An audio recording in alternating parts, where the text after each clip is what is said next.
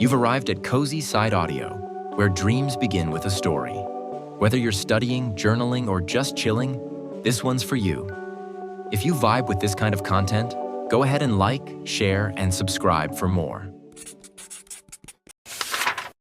CozySideAudio presents The Voices Between the Shelves, Chapter 1, Lanterns in the Stacks. The poster appeared on the library door as if it had been there forever. Aki wasn't sure when it went up or who had taped it there, but the curling sheet of orange paper was impossible to miss on a day when the sky itself seemed painted the same shade. Halloween reading night. One night only. Library open until midnight. Snacks, stories, and a special surprise for all brave readers.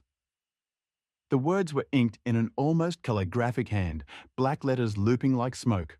Tiny jack-o'-lanterns grinned from the margins, though the longer Aki stared, the more the faces seemed to tilt. Smiles stretching too wide, eyes narrowing to slits. He shifted his backpack higher on his shoulder and turned away, already telling himself he wouldn't go. Crowds weren't his thing.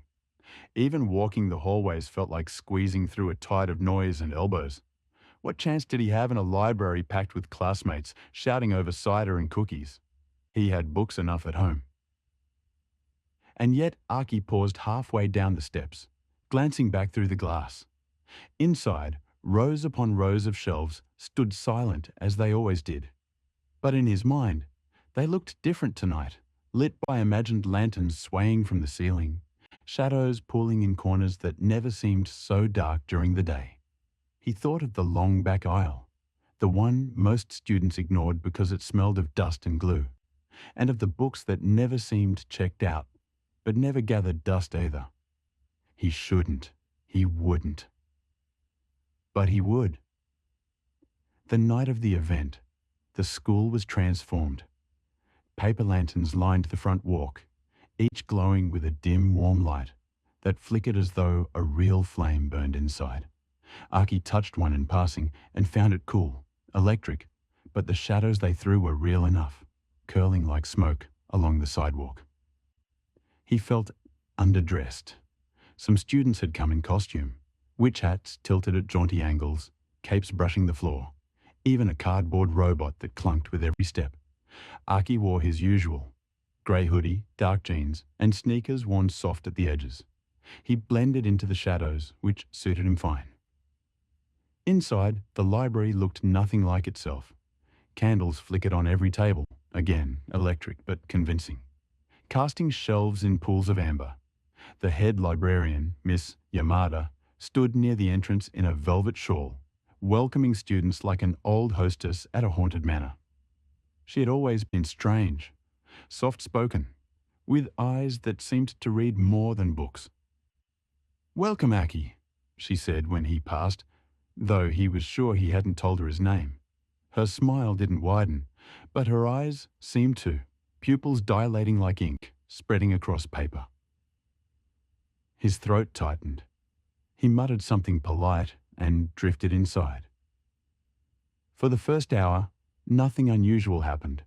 Students lounged in beanbag chairs with pumpkin cookies and spiced cider. Teachers took turns reading ghost stories from thin anthologies, their voices trembling into the high rafters. Laughter bubbled from clusters of friends when the stories ended. The fear dissolved too easily.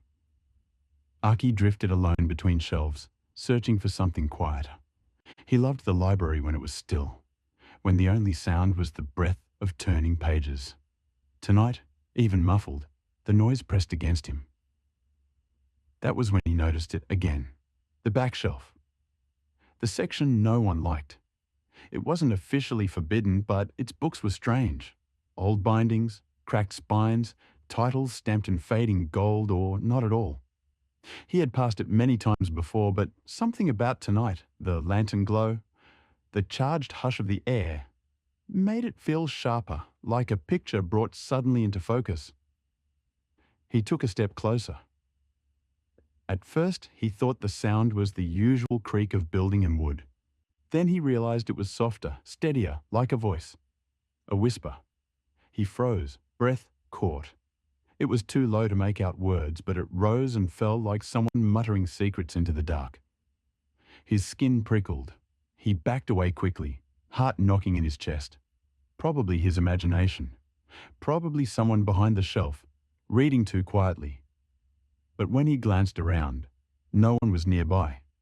The other students clustered closer to the front, where snacks and stories held them. This corner was his alone. The whisper continued.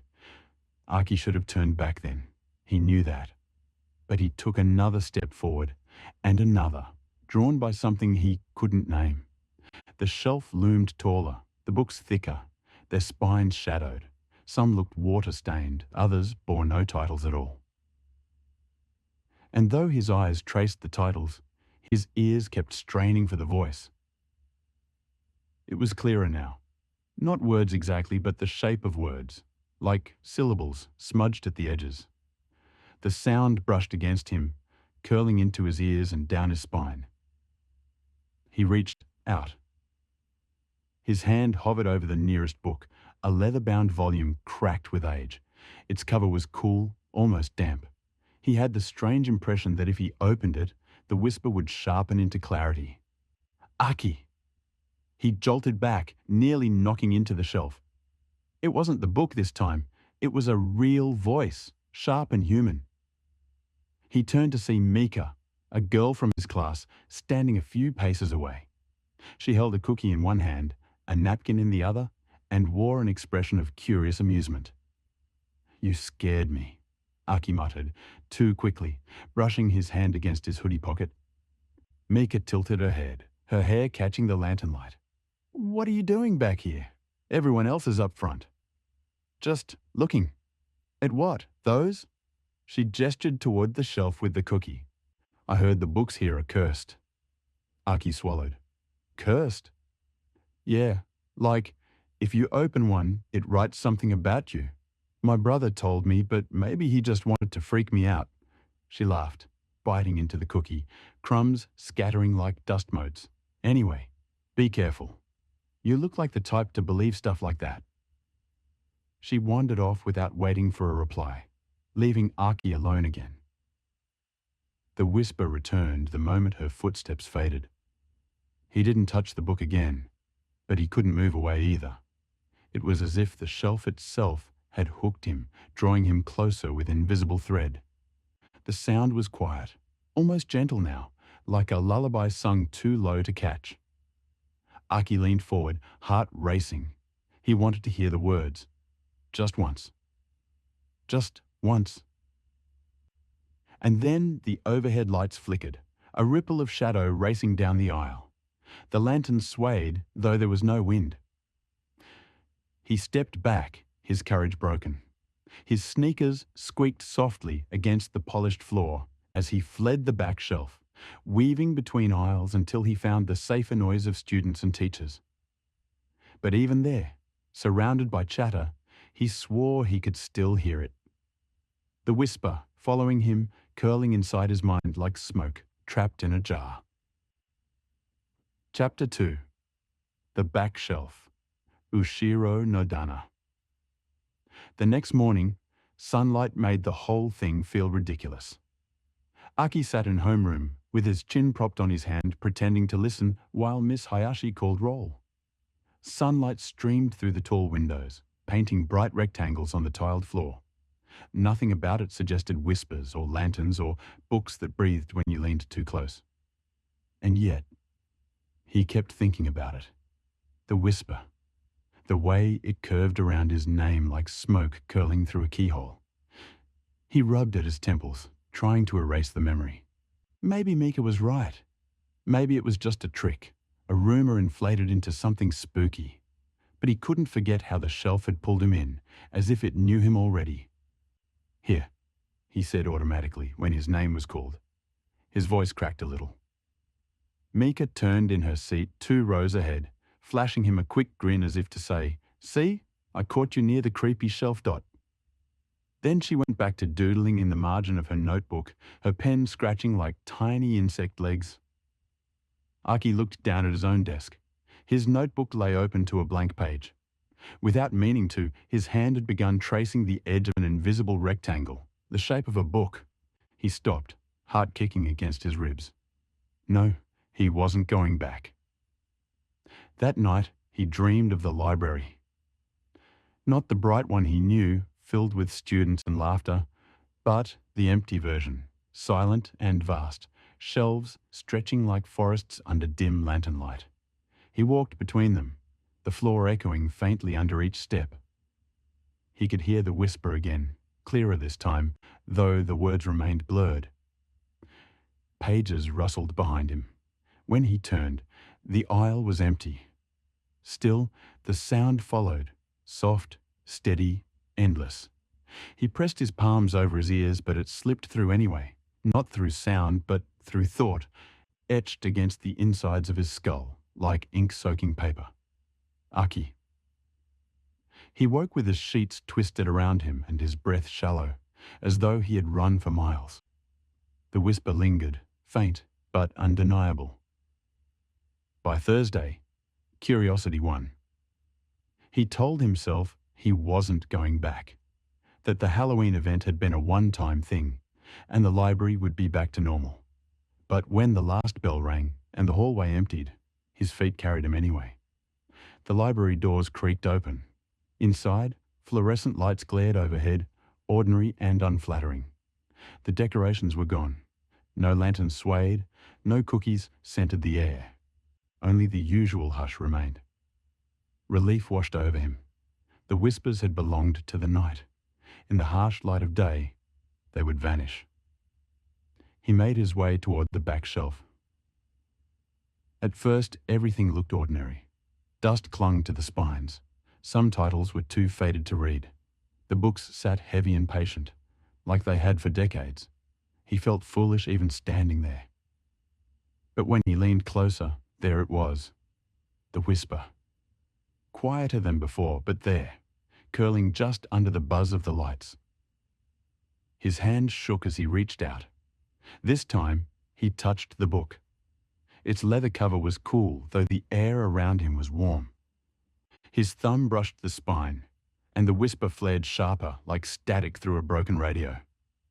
He pulled the book free. It was heavier than expected, sagging in his hands as though soaked through. Dust puffed from its pages. The title, stamped in faded silver, read only, Untitled. He opened it. At first, nothing. Blank pages, yellowed with age. Then, as his eyes adjusted, faint ink began to bleed across the paper. Curling letters formed, as if written by an invisible hand. Aki Takahara fears being forgotten. His breath caught. The ink deepened, the letters crawling faster. He fears vanishing without trace, his name swallowed, his memory erased. He fears an empty desk, classmates unable to recall who once sat there. He fears silence, where his voice once lived. Aki's fingers went numb. He dropped the book. It hit the floor with a muffled thud, and when it did, the letters blurred, dripping like fresh ink into the paper until they vanished completely. The pages were blank again. He staggered back, pulse pounding in his ears. Someone had to be playing a trick. A projector hidden in the ceiling, ink that reacted to body heat. Something, anything but what it looked like. But the library was empty. Only the rows of books stared back, silent and waiting. Then the whisper shifted. No, not words, not even syllables, but laughter. Low, soft, almost kind, except it wasn't. It rolled along the aisles like smoke, seeping into him. He fled. The next morning, homeroom felt different. Mika wasn't in her seat. Neither were two other students from the Halloween event. Their desks stood bare, chairs tucked in neatly, as though no one had ever sat there. Aki blinked. Had he misremembered? He turned to ask the classmate behind him, but when he opened his mouth, the words died. Because the girl just looked at him blankly, like she didn't even recognize the names. As if Mika and the others had never existed at all. Chapter 3. The Whispering Page Sasayaku Peji. The classroom felt wrong. Aki kept staring at Mika's empty desk, waiting for her to slide into the seat with her usual careless grin. She should have been there. She had always been there. But the longer he looked, the more the desk seemed to belong to its emptiness, as though no one had ever used it. The wood was scuffed where years of elbows had rested, but no scribbled doodles marred its surface. The chair was tucked in, too neat for Mika's habits. He glanced around the room. Nobody else looked unsettled. Miss Hayashi droned through attendance, her voice calm and steady. Aki waited for her to stumble, to frown when she reached Mika's name. But she didn't. She never called it. The pen in Aki's hand slipped. He stared down at his notebook, heart thudding so loud he almost missed when his name was called. Here, he managed, throat dry. No one else reacted, not to Mika's absence, not to the other two missing students. It was like the desks had always been empty. Aki gripped his pen harder until his knuckles whitened. He remembered Mika laughing near the cursed shelf, cookie crumbs scattering from her hand. He remembered her voice, light, teasing. He remembered her telling him about the curse, how the books wrote about you. And now she was gone. Not missing, not transferred. Erased. The whisper followed him through the day. Not loud, just faint enough to question whether it was real. But in every quiet moment, it returned. During math, when chalk scratched against the board. During the lunch, when chatter dipped. During gym, when the squeak of sneakers echoed too loud. It threaded between sounds, curling in the spaces between. Aki. He bit the inside of his cheek until he tasted blood. That night, he couldn't help himself. He returned to the library. He told himself it was to prove nothing was wrong, that his mind was inventing things out of stress. But deep down, he knew the truth. He needed to see the book again. Needed to know if it would write about Mika too. The library was nearly empty after hours. Only a few students lingered at tables, finishing homework.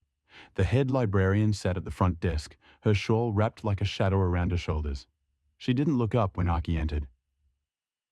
He slipped past the tables, heart hammering, and made for the back shelf. The whisper greeted him like a familiar breath. He reached for the same leather-bound book. This time it opened easily, pages sighing apart. At first they were blank. Then, as before, ink bled through the paper, lines curling across in a slow crawl. Mika Sender feared being lost. Aki's lungs froze. The ink spread. She feared wandering places no one could follow, where footsteps vanished and their names dissolved. She feared walking paths that led nowhere. The letters shimmered before his eyes, then began to drip, smearing into blurred streaks of black. He turned the page. Blank. He turned another. Blank. Then more words bloomed. She is lost now, forgotten. The shelf remembers what others do not. Aki slammed the book shut, breath ragged. His hands shook so violently he nearly dropped it. He shoved it back onto the shelf and staggered away, stumbling into the main aisle. But the whisper didn't stop. It clung to him. For days he tried to convince himself not to return, but the library clung to him like a second skin. On Friday, another desk was empty. A boy named Daichi. No one noticed. No one cared. The book would tell him why. He knew it would. By evening, he was back. This time he pulled down a different volume, its spine cracked and flaking. The whisper pulsed louder the moment it left the shelf, as if pleased. He opened it. Daichi Ito feared drowning. The words scrawled faster now, the ink hissing as though burned into the page. He feared water rising past his chin, feared lungs filling with silence, feared sinking where no hand could reach him.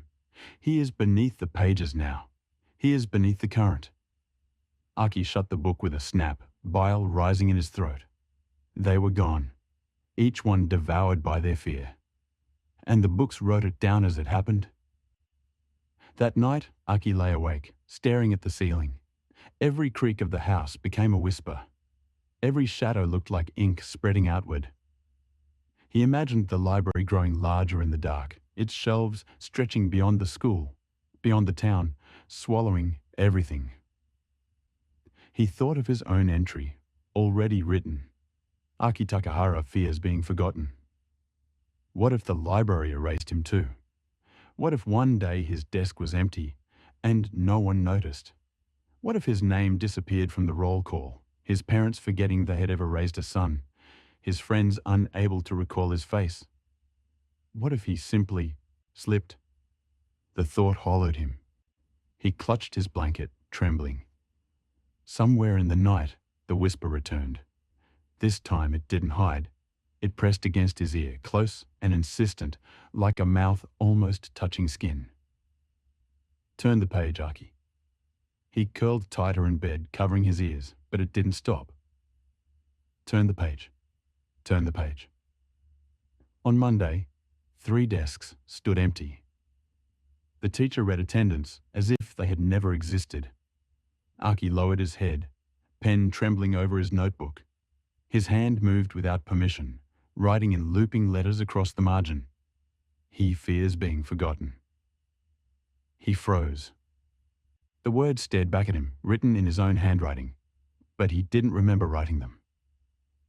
The ink shimmered faintly, like it was alive. Chapter 4. Ink of Dread, Osoreru Sumi. The desks kept multiplying. By Wednesday, 5 sat empty. Aki counted them in silence every morning. He was the only one who noticed, the only one who remembered that space should not look so bare. Each absence gnawed at him. Another hole punched through the fabric of the classroom. And each time his chest tightened, because if Mika could vanish, if Daichi could, if 5 others could, then he could too. And no one would know. No one would care. The idea haunted him worse than death itself, to fade until he was nothing, memory dissolving like ink spilled in water. The whisper trailed him everywhere. It slithered between the hum of fluorescent lights, the chatter of the cafeteria, the wind rattling the windows. Sometimes it carried syllables, his name repeated like a heartbeat. Other times it was only static, the shadow of words never quite formed. But when he closed his eyes, he heard it clearest, the scrape of invisible pens writing in the dark. He fears being forgotten. He fears silence. He fears. The words branded themselves inside him until he began to dream in ink. Thursday night, he returned again. The library looked ordinary, lights buzzing faintly overhead, the floor polished to its usual dull gleam. The head librarian sat at a desk, fingers moving lazily across a ledger.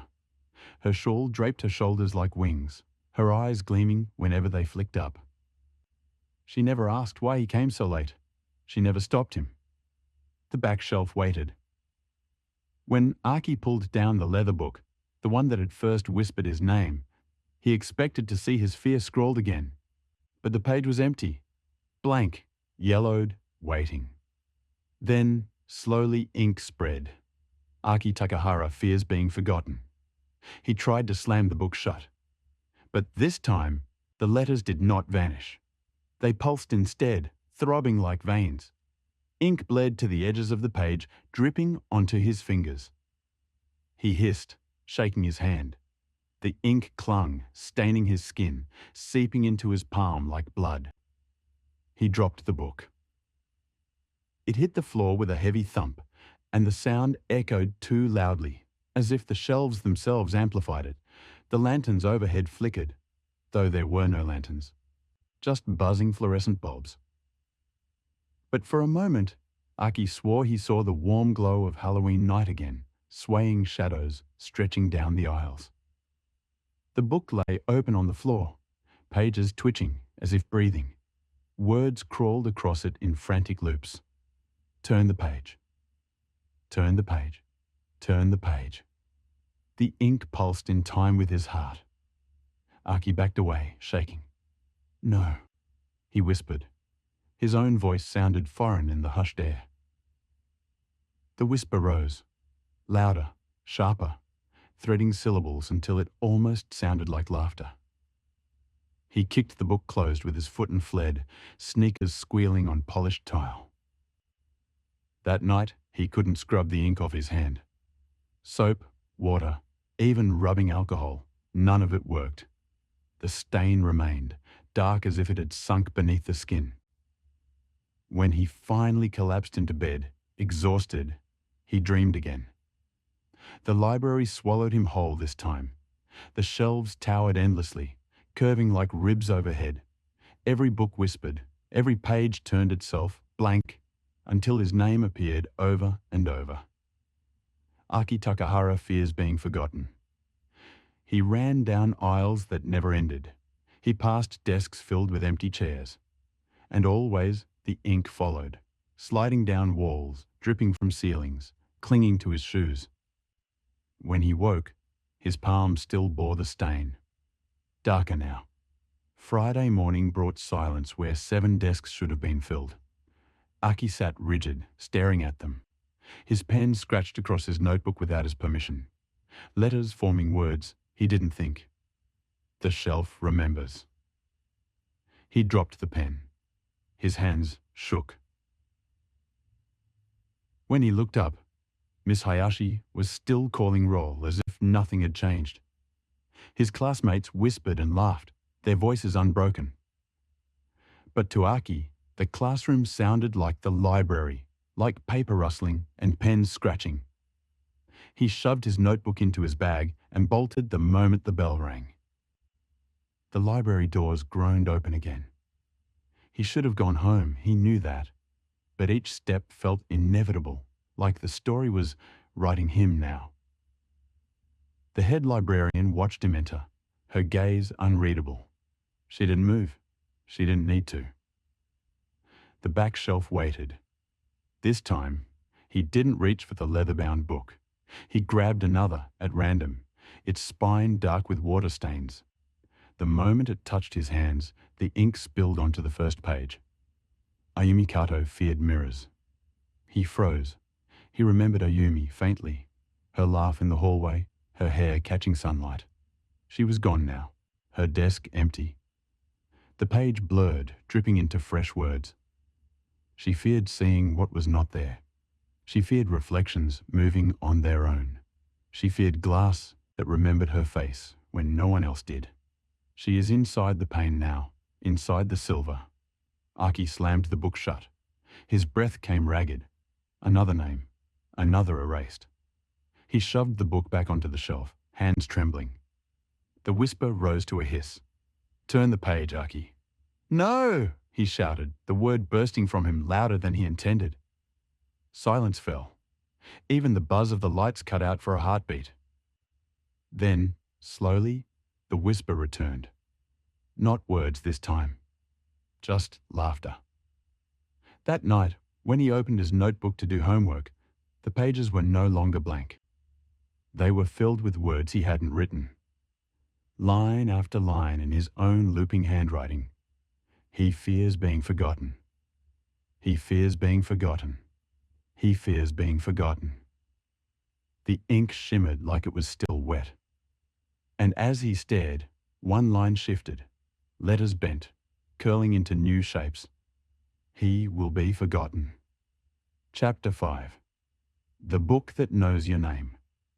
The storm outside had grown heavier, the windows of the library rattling with wind and the faint pelting of rain.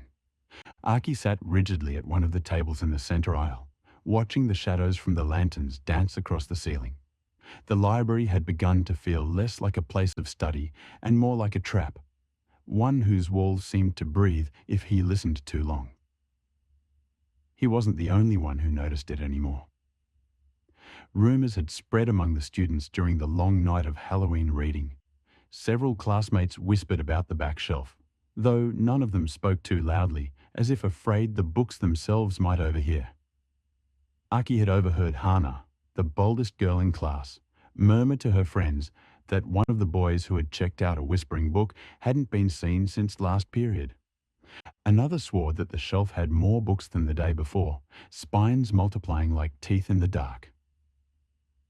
But what unsettled Aki most was that every time he looked toward the back, one of the volumes seemed to lean forward as though it already knew his name. It happened when Mr. Takeda, the school librarian, left the desk briefly to fetch more candles from the supply closet. The moment the door clicked shut, the whispers grew louder, threads of sound pulling at the edges of his thoughts. Aki! The sound froze him. It wasn't imagined. This time the book said his name.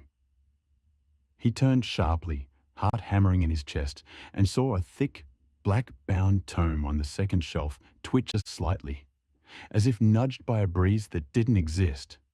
The letters on the spine were faint, but legible in the lantern glow. The record of what is forgotten. His throat tightened. He remembered the first time he'd heard the phrase, the hushed warning of a younger student last week, dismissed at the time as an attempt to scare him. But here it was, staring at him in embossed letters that seemed to pulse faintly, like a heartbeat. Aki stood against his better judgment. Every step toward the shelf felt heavier, like the air itself thickened around him. His shoes scuffed against the carpet, his breaths sounding too loud. He reached the tome and lifted a trembling hand toward the spine. The whisper returned, softer, almost coaxing now. Aki, don't you want to know if anyone remembers you? His fingers closed around the leather. Cold shot through him instantly. The book colder than stone, colder than ice. He yanked it free, and the weight nearly pulled his arms down. It was impossibly heavy, like it carried more than just words.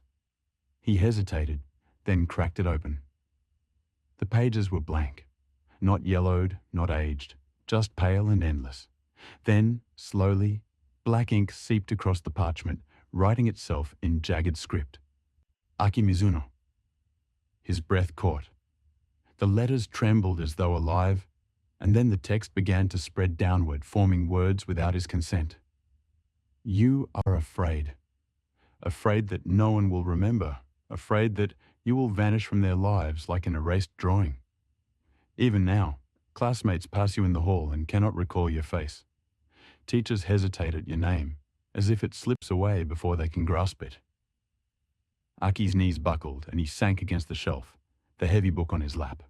The words slithered onward, carving into his greatest fear. You will disappear completely, Aki, and when you do, there will be no gap, no wound, no space left behind, because you were never important enough to be missed. No, he whispered, shaking his head. That's not true. But deep down, part of him knew it was. Tears blurred his vision as he stared at the inked words. His hands trembled so hard the book slipped and thudded against the floor.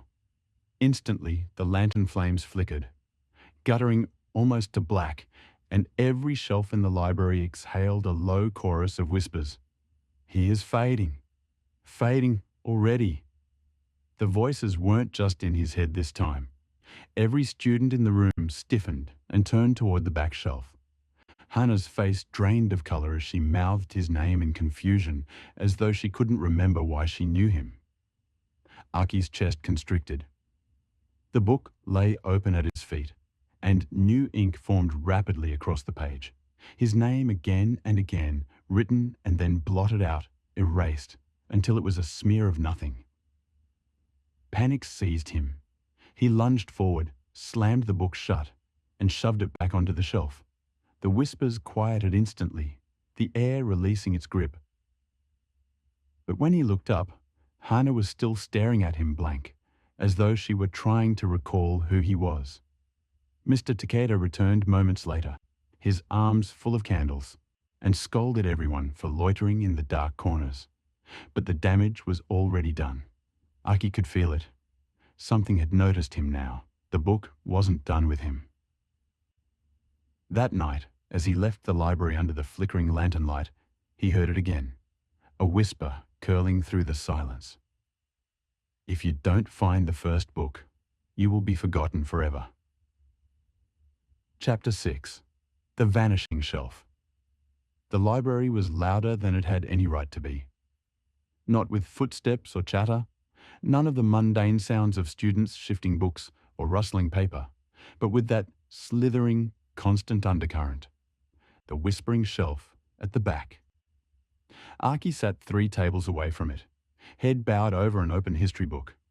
Or at least, that's what he wanted others to believe. His eyes darted constantly toward the farthest row, to where the cracked wood leaned at a crooked angle, sagging under the weight of volumes too old to belong in a modern school library. Nobody else seemed to notice. Students passed by it without pausing, arms filled with novels or poetry, their laughter oddly thin, stretched, as though echoing through a tunnel. Each time Archie blinked, he could have sworn there were fewer students than before. He had counted 34 at the start of the night. By now, it was 29, maybe less. And when he tried to recall their faces, they slipped like water through his mind. "Don't keep looking," whispered a voice across from him. Archie flinched, his pencil nearly snapping between his fingers. Yui sat opposite, her hands folded over a thick, leather-bound book that she hadn't opened yet. Her eyes gleamed strangely in the low lamplight. Watchful, too calm. "They want you to notice," she said, tilting her chin toward the back. Archie swallowed. "They? The ones who write." Her words sent a chill scuttling down his spine. He wanted to ask what she meant, but the shadows between the shelves deepened, and just then a boy rose from the far corner, book tucked to his chest, moving like he'd been called. Archie and Yui watched as he approached the whispering shelf. The boy reached for a volume at random. His hand hesitated, then, as though tugged by invisible strings, he opened it. Archie barely breathed. The book's pages shivered, wrote themselves, ink scratching lines across yellowed parchment. Archie couldn't see what the words were, but he heard the boy's sharp gasp, a sound too raw to be faked. His fingers clenched the book, knuckles white. Then the ink spread darker, blacker, bleeding past the edges of the page until the lamps flickered above. And then the boy was gone. No thud, no scream, just gone. The book fell shut with a slam. When Archie blinked, the gap where the boy had been sitting was filled with emptiness. Worse than emptiness, a blankness, as though no one had ever been there at all. His chair scraped against the floor, but it didn't echo like the others. It stood like a hollow mark erased from memory. Yui turned back to him, expression unreadable. "You see now." The next morning, Archie's classroom was quieter. Too quiet. The empty desk 2 rows over made his skin crawl, though no one else seemed to notice. The teacher called roll as though nothing was wrong, skipping smoothly from one name to the next. The missing boy's name was never spoken. Archie tried to mouth it under his breath, but nothing came.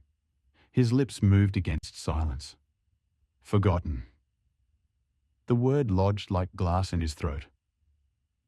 That night, Archie found himself back in the library, though he wasn't sure how. He remembered walking the corridors, shadows longer than they should have been, and then the double doors stood waiting, lanterns flickering inside. The shelf loomed in the far corner, heavier now, its wood groaning faintly. The books shifted against one another as though restless. One volume stuck out farther than the others, its spine cracked. This time, the whisper was directed only at him. "Archie, come read. Archie, don't you want to know what you fear most?" His feet moved of their own accord. Each step sank into the hush, like wading through wet cloth. The book pulsed faintly with light or perhaps shadow. It was impossible to tell. He reached. Yui's hand clamped around his wrist before his fingers brushed the spine. "Don't," she hissed. Her voice was low, trembling for the first time. Archie's heart thudded so hard he thought it might tear itself out. "What? What happens if I do?" Her grip tightened. "You'll vanish like the others. No, worse, you won't just disappear. You'll be forgotten." The words struck him with a terrible clarity, as though the books themselves had spoken it. That night, Aki dreamed of empty classrooms, blank rows of desks, shelves stripped of titles, photographs with missing faces. And in every dream, his own reflection faded a little more each time, until the glass no longer recognized him. When he woke, the sound of whispering lingered in his ears, and for the first time, he wondered if he had already started to vanish. Chapter 7. Shelves. That shift. The library was no longer a place Aki could map in his head. What had once been a square, predictable floor plan had begun to feel like a labyrinth, a maze that pressed inward with every turn. The shelves seemed to stretch farther apart, then contract when he passed back the same way. Rows that should have ended at the windows now bled into shadowed corridors. He had tried to retrace his steps 3 times that night, only to return to the same crooked shelf of whispering spines. Even the clock above the circulation desk, the one he always glanced at during study sessions, had stopped ticking. It read 10:13, unmoving, no matter how much time slipped from under him. It wasn't just him either. Hannah noticed it. "This isn't right," she whispered, hugging her arms tightly across her chest. "It's like it wants us lost." She was right. The library wanted. Every time Aki brushed past the oldest books, their whispers grew clearer. They no longer muttered nonsense syllables, but formed half-sentences that clung to his ears. "He fears it. Empty chair. Forgotten. Forgotten." The words didn't sting until the shelves shifted violently. He turned a corner too quickly and slammed into wood. The bookcase in front of him hadn't been there before. For an instant, the smell of splintered oak and old glue filled his nose. He staggered back, heart pounding, and Hannah clutched at his sleeve. The new shelf carried no title plaques, no catalogue numbers, just volumes bound in black and grey, their spines etched with hand-carved letters. One of them pulsed faintly, as if something inside was breathing. Hannah tugged at him. "Don't stop. Please." But Aki couldn't move. That particular book, centered at eye level, had his name on it. The letters weren't printed but written in fresh ink, still wet enough that the scent of iron hung in the air. His throat tightened. Before he could reach for it, Hannah yanked his hand, pulling him away. The shelf groaned like something disappointed. When they ran, he swore he heard the books muttering his name, his fear spelled out syllable by syllable. They found shelter by crouching under the central staircase, where the shadows seemed thinner. Aki pressed his palms against the cool tile and tried to steady his breath. Hannah's voice shook when she finally spoke. "Aki, if the library knows your name, doesn't that mean it already has you?" He had no answer. The whispers returned, soft and steady, until they blurred into silence. Then, from the blackness above, a sound like wood dragging across wood echoed, a shelf moving of its own accord, cutting off their escape routes piece by piece. The library was reshaping itself into a cage. Chapter 8. The silent checkout.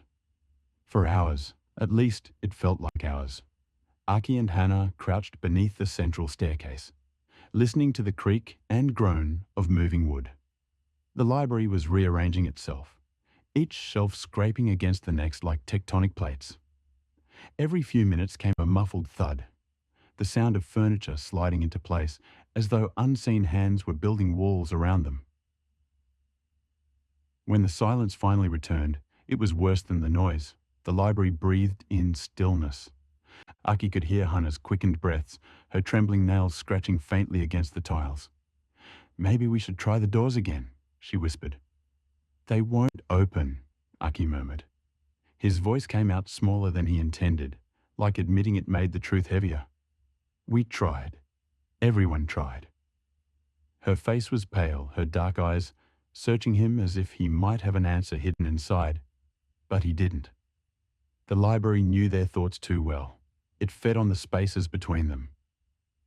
Then came the discovery. When they stepped out from under the stairs, the circulation desk was different. The old brass lamp still burned, but instead of the neat piles of cards and pens, there were stacks of books, small, leather-bound, their spines blank. Dozens of them, arranged in a careful pyramid. The topmost book lay open. Aki froze. He recognized the handwriting, though he'd never seen it on paper before. The letters bent inward, drawn in frantic strokes. Fear of being forgotten. Fear of silence. Fear of leaving no trace. Each line was written as though it had been pulled directly from his chest. He shut the book quickly, his pulse spiking, but the words lingered in his head, etched there. Hannah was staring at another volume. She hadn't touched it, but the cover bulged faintly, as though something inside was pressing against the leather. She backed away, shaking her head. "Don't open them. They're waiting for us to." The lamp above them flickered. One by one, the other lamps across the library winked out, plunging the shelves into deeper shadow. Only the desk remained lit, as if spotlighting the pyramid of books. And then they heard it. Footsteps, not theirs, not anyone they knew. Measured, slow, deliberate, the kind of steps that announced themselves on purpose. They came from beyond the shelves, from a corridor that hadn't been there yesterday. Aki grabbed Hannah's wrist. "Hide!" They darted behind a stack of encyclopedias, pressing themselves into the gap between wood and wall. A faint line of light revealed the circulation desk from their hiding spot. The footsteps drew nearer, until a figure emerged. A student, one of the upperclassmen who had been at Halloween reading night. His eyes were open but glazed like glass marbles, and in his hands was a black-covered book clutched to his chest. His lips moved faintly, whispering words they couldn't hear. He didn't look at the pyramid of books.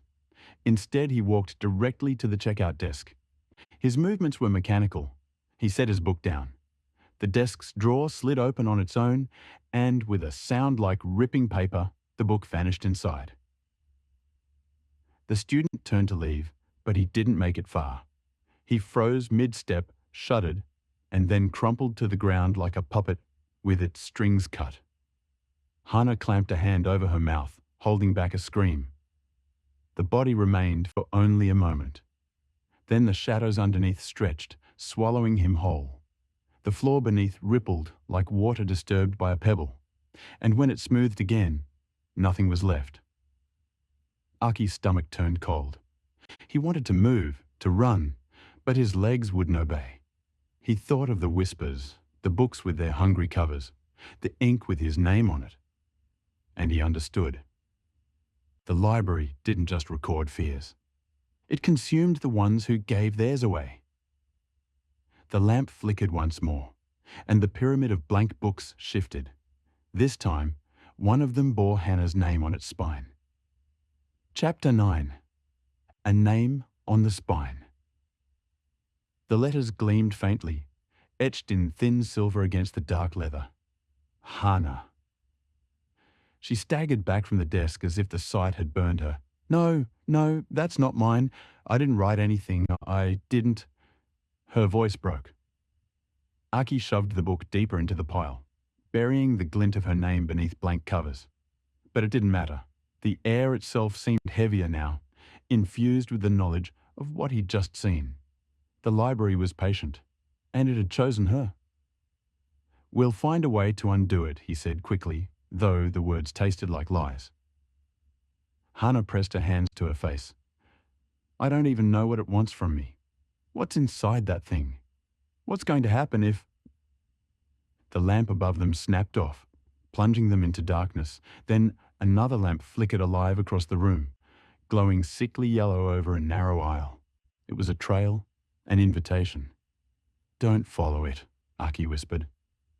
But Hannah was trembling, her head turning toward the light as though something had hooked into her ribs and was pulling. She took a step, then another. "Hannah, stop."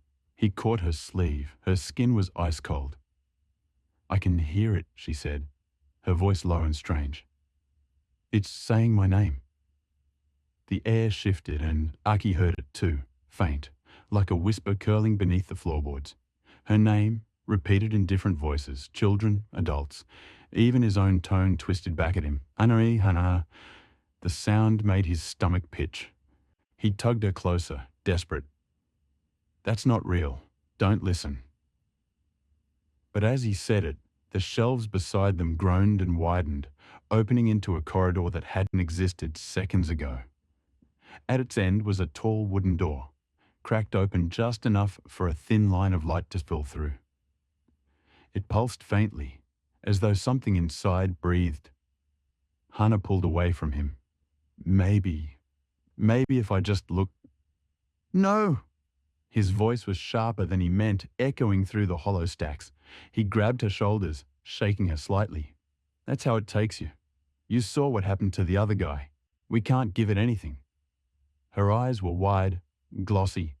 What if I already did? The words lodged in his chest. He had no answer. The corridor groaned shut, shelves slamming together like the jaws of a trap. The lamp overhead popped, showering sparks, and in the sudden dark, Aki felt Hana clutch his hand, nails digging into his skin. They stood there for what felt like an eternity, waiting for the library's next move. But nothing happened. The silence was worse than any noise. When at last they dared to move, Aki led her back toward the stairwell. Each step echoed louder than the last. The floorboards seemed thinner, the shadows thicker, and all the while, he couldn't shake the image of her name pressed into leather, sealed, permanent. At the bottom of the stairs, Hana spoke again, her voice barely a whisper. What if the only way out is to give it what it wants? Aki turned to her sharply, panic crawling through his throat. Don't say that. Don't even think it. But her gaze was fixed beyond him, toward the circulation desk, where the pyramid of books waited in patient silence. And though her lips didn't move, Aki could swear he heard the library whisper back, answering for her. Chapter 10. The Room That Shouldn't Be. They barely slept. If either of them closed their eyes for more than a few seconds, the whispering bled in. Hana's name first, then other sounds, shifting and layered like water spilling through cracks in stone. By morning, if it could be called that, for the library's windows still revealed only a blind white haze. Aki's nerves were raw. Hana sat slumped against a shelf, her hair tangled, her lips pale. She hadn't spoken since the corridor sealed itself the night before. Aki crouched in front of her. We're getting out of here. Today. I don't care how. She gave a faint nod, but her eyes were glassy, unfocused. He stood, pacing. Every path he thought of, the entrance hall, the ladder to the attic window, even breaking the glass, ended in the same gnawing truth. The library wanted them here. Its doors weren't wooden hinges anymore, but will. And then came the sound. Not a whisper this time, but a faint scratching, deliberate, claw against wood. Aki froze. The noise came from the wall opposite them, behind a row of encyclopedias. At first, he thought it was inside the wall, but then, impossibly, a seam appeared between the books. The spines shifted, sliding aside until a thin doorway yawned open where no door had been. Beyond it stretched a narrow room, grey-lit and damp. No, Hana breathed. She was on her feet now, trembling. That's not real. But the smell of wet stone drifted out, sharp and earthy. Aki's skin prickled. He recognized nothing of it. But Hana looked stricken. Her hands balled into fists. I know that place. Aki turned sharply. What do you mean? She shook her head, backing away. It's not possible. I haven't seen it in years. The scratching grew louder, echoing from within. Aki stepped in front of her instinctively. You don't have to go in. Whatever this is, it's just the library twisting things. It's not real. But Hannah's face was white as paper. It is real. Her voice cracked. It's the basement. My uncle's basement. The words hung between them like smoke. Aki's stomach clenched. He remembered the fear in her eyes last night, the way she'd asked what would happen if she'd already given the library something. Maybe she hadn't told him everything. Maybe she'd given it something long before they ever came here. "Hannah," he said carefully, "what happened in that basement?" She pressed her arms tight around herself, shaking her head. I don't." Her voice dropped to a whisper. "I used to hear things down there, scratching, breathing. My parents said it was pipes, rats, anything but what it was. I stopped telling them because they thought I was lying." Her breath hitched. "I still don't know what it was. I only know I couldn't go down alone. I swore I'd never hear it again." The scratching scraped closer, like nails dragging across stone just inside the doorway. Aki wanted to shut the opening, to shove the books back into place, but they hung suspended as if nailed to air. The library was making Hannah's private fear into a room they could walk into, a trap baited with her own past. He grabbed her wrist. "Then we stay away. We don't step in there. I don't care what it does. We're not playing its game." But Hannah's gaze locked on the door, wide and terrified. "What if it's not a game? What if that's the only way it'll let me out?" The scratching stopped. Silence pressed heavy. Then, in the deepest part of the room, something exhaled. Aki pulled Hannah back, heart pounding. But she didn't resist. She was trembling, caught between terror and the inexorable tug of recognition. The doorway stayed open, waiting. And though neither of them moved, Aki could feel the decision coiling tighter around them, like the library had already chosen the next page in a book they hadn't agreed to write. Chapter 11. The Descent. The doorway didn't close. They tried ignoring it, sitting across the room, pretending the seam of damp stone and darkness didn't gape between the bookshelves. But the air shifted whenever they looked away, a faint draft blowing cold against their necks, carrying the wet tang of mildew and rust. The silence grew worse than the scratching had been. Hannah hugged her knees to her chest, rocking slightly, her hair hiding her face. Aki sat nearby, his hand flat on the floor between them, close enough for her to reach but not touching. He didn't want to crowd her. He knew she was already cornered. At last she whispered, "It's waiting." Aki looked at her. "Then let it wait." But she shook her head. "That's not how this place works. It'll keep pushing. It'll keep making me see it until I go in." Her voice cracked, and she pressed her forehead against her knees. Aki leaned closer, lowering his voice. "Hannah, listen to me. You don't have to walk into whatever nightmare it shows you. This thing, this library, it's feeding on fear. That doesn't mean we have to feed it." She gave a hollow laugh. "You don't understand. I already did, years ago." Her shoulders shook once. He hesitated, then placed a hand gently on her arm. "Then tell me. Don't let it stay locked in there alone. Whatever it is, I'm not leaving you to face it by yourself." For a long time, she said nothing, just the faint drip of water from the waiting room beyond. Then, finally, her voice emerged, raw and low. "My uncle used to send me down there," she whispered. "If I made noise during his shows, or if I didn't finish chores, he'd lock me in for hours. Said I had to learn to be quiet. The dark didn't scare me at first, but the noises..." Her hands dug into her sleeves. The scratching, the breathing, it wasn't him. He was upstairs the whole time, but something was down there. I swore if I ever heard it again, I wouldn't survive it. Aki's throat tightened.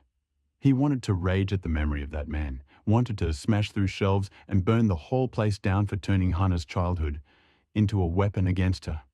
But all he could do was squeeze her arm, steady and quiet. "You survived then," he said firmly. "And you're not alone now. If we go in there, it's together, not you, not by yourself. I'll go first if I have to." Hannah lifted her head at that, eyes red and shining. "Why would you even..." She bit the words back, but the tremor in her lip betrayed how much she wanted to believe him. The library seemed to lean in on their silence. The doorway pulsed faintly, like a lung expanding. Something shuffled in the dark room beyond. Aki stood, pulling Hannah up with him. If it's a door, maybe it's also a way through. If the library built this for you, maybe walking into it is the only way to make it collapse. Her hand clung to his. She whispered, "What if it doesn't collapse? What if it keeps me there?" "Then it keeps me too." His voice was steady, not brave, but resolved. She looked at him for a long moment, and though her eyes were wet, something in her expression shifted a fragile spark against the weight of dread. Together, they stepped toward the impossible door. The smell thickened wet stone, rusted iron, the faint metallic bite of old blood. The air was colder, and the walls within glistened with condensation. As soon as Hannah's foot crossed the threshold, the shelves behind them slammed shut. The library had made its choice. The room stretched downward, narrow steps carved into damp stone. The scratching resumed, louder now, echoing from the depths below. Hannah's breath quickened, but she forced her grip to stay on Aki's hand. He gave her a small nod, and they began the descent one step at a time, down into the room that shouldn't exist. At the bottom, the stone floor spread into a cramped chamber. A single bulb swung overhead, glowing weakly, though no wire fed it. Shadows bled across the walls. The scratching stopped. Silence. And then a low, rasping whisper that did not belong to either of them. "Hannah." Her knees buckled and Aki caught her before she hit the ground. But the voice wasn't done. It slid across the air, curling from every direction at once. "You came back." Chapter 12. The Vanishing Pages. The library was no longer a building. It had become a living, heaving labyrinth of whispers and shadows. Aki staggered between aisles that folded and stretched like breathing ribs, each shelf groaning under the weight of books that leaned toward him, their spines arching like teeth in a monstrous jaw. He clutched the trembling lantern, its flame a single fragile bead in the sea of black, and forced himself to look straight ahead. Behind him, the footsteps had stopped. That should have been a relief, but instead, it meant the library had taken notice. It was watching. It was waiting. Aki. The whisper was different this time. It wasn't a hiss from the books. It was his own name spoken in a voice he knew. His mother's. His throat tightened. He spun, desperate to see her, but only met shelves lined with books bound in pale leather. The names on their spines were familiar. Too familiar. Kana Takeda, Haruto Minami, Yusato, classmates, friends. Some still walking the halls that morning, laughing and alive. Now their names were stamped here, glowing faintly, as if the books themselves were graves. Aki reached for Yui's name, trembling fingers brushing the cool leather. The instant he touched it, the spine cracked open on its own. Pages fluttered violently, and words scrawled themselves across the parchment in dripping black ink. She was forgotten at sunrise. Aki recoiled as though burned. His lantern nearly slipped from his hand. Yui, cheerful, noisy Yui, who had borrowed his notes last week, didn't exist anymore. The library had devoured her, not just body, but memory. His stomach turned to ice. This was worse than death. To be erased entirely, as if you had never mattered, never left a trace. That was the fate these books promised, and he could feel it circling closer, ready to sink its teeth into him. The shelves trembled, rattling violently. Several books fell open, their pages flapping like wings. A storm of whispers rushed around him. Aki Saito will be forgotten. Nothing left of him but dust. His friends will not remember his face. His family will not recall his name. No! His shout ripped through the storm, ragged and broken. I won't let you. He stumbled forward, clutching his lantern tighter. Its small circle of light held the shelves back, but only barely. Shadows pressed in, straining against the edges like water against glass. He forced himself to move, each step heavier than the last. His fear made the air itself thick, clinging to his lungs like tar. Every aisle looked the same, books swallowing light, shelves stretching too tall, whispers multiplying into a chorus that pressed against his skull until his thoughts throbbed with pain. Then something new. A set of stairs appeared where no stairs should be, descending into a pit of darkness. The wood was warped, glossy with moisture, as if it had been carved from some drowned ruin. The air above them hummed with the same gravity he had felt before, pulling him downward. The first book, it had to be below. But with every step he took toward the stairs, the shelves on either side began to dissolve. At first it was subtle, a spine fading to mist, a title losing letters. Then entire rows evaporated, leaving behind only a fog of drifting pages. The books were vanishing. Aki froze, realization slamming into him like a cold blade. The library wasn't waiting. It was already erasing itself. It was collapsing, shelf by shelf, as though eager to strip every trace of the students it had swallowed. If he didn't reach the first book soon, not only would he be erased, so would everyone else. His legs moved before his mind caught up. He flew down the warped steps, the lantern jolting wildly, spilling shadows that danced like grasping hands along the walls. The whispers followed, louder now, shrieking in overlapping voices. Forgotten. Forgotten. Forgotten. The sound clawed at his ears until tears stung his eyes.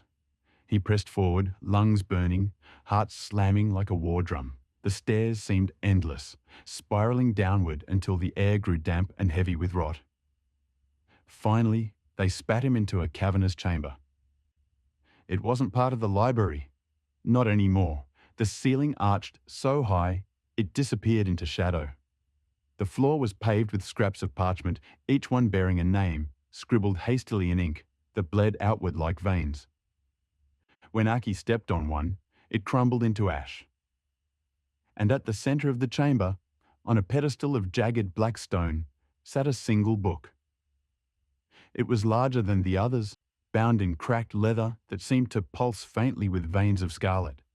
The air around it rippled, bending light, the way heat rises from asphalt, and unlike the others, it wasn't whispering. It was breathing. Aki's chest tightened. His every instinct screamed to run, but he couldn't. If this was the first book, it was the root of everything, the place where the library's hunger had begun. He stepped closer. The lantern's flame guttered, nearly snuffed out as if the book consumed light itself. His shadow stretched unnaturally long across the parchment-littered floor. He reached out. His fingers hovered above the cover. The leather twitched under the weight of his presence, like an animal sensing prey. Aki. The voice wasn't from the book. It came from behind him. He whirled, heart in his throat. There, standing at the base of the stairs, was Yui. Her face was pale, her eyes glassy, her smile faint and wrong. She raised a hand toward him, beckoning. "Don't touch it," she whispered, though her voice was not her own. "Come with me instead. Forget this place. Forget everything." Aki's chest heaved, torn between terror and longing. Because deep inside, beneath the fear, her words touched the root of his nightmare, a life where no one remembered him, where he was swallowed and gone, replaced by silence, and the library promised it could make that quick, easy, painless. But if he gave in now, everyone else would follow. Aki lowered his hand to the lantern, clutching it like a weapon. He shook his head, tears brimming. "I'd rather be remembered as the boy who fought back," he whispered, "than forgotten as nothing at all." And with that, he turned back to the pedestal, toward the breathing book. Chapter 13. The Book That Remembers. The book waited, its cracked leather rising and falling with each unnatural breath. Veins of red light pulsed faintly along its spine, like blood through an artery. The air hummed with expectation. Aki's hand shook as he lifted the lantern closer. The flame sputtered, shrank, nearly died, but clung to life as though refusing to surrender before he did. Behind him, Yui's imitation voice murmured sweetly, "You don't have to fight, Aki. Just let go. No one will miss you." He gritted his teeth, pressing forward. "Even if that's true, I'll remember. I'll fight to the last page." He slammed his hand down on the book. The cover pulsed like living flesh, hot under his palm. For an instant, silence crushed the chamber. Then, the book screamed, not with a voice, but with a violent exhalation that tore through the room, ripping pages into ash. The pedestal cracked, stone splintering under the force. The book flung itself open. Pages whipped in a storm, filling the chamber with frantic words written in black ink. Aki glimpsed names, dates, fragments of lives torn out of memory. His classmates, neighbours, strangers he couldn't place. And then, in stark red, he saw his own. Aki Saito, forgotten. His chest seized. The letters writhed, dripping downward like blood. "No!" He thrust the lantern into the heart of the book. The flame exploded outward, white-hot and furious. Pages shrieked as they ignited, words curling into smoke. The chamber convulsed, walls bending inward, shelves groaning from unseen heights. But the book fought back.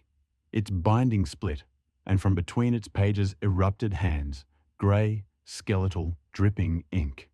They clawed at him, dragging him closer. His arms burned with effort, but he held the lantern firm. Then, another hand, warm and human, seized his wrist. "Hannah!" She was there, eyes wide with terror but blazing with determination. She had followed.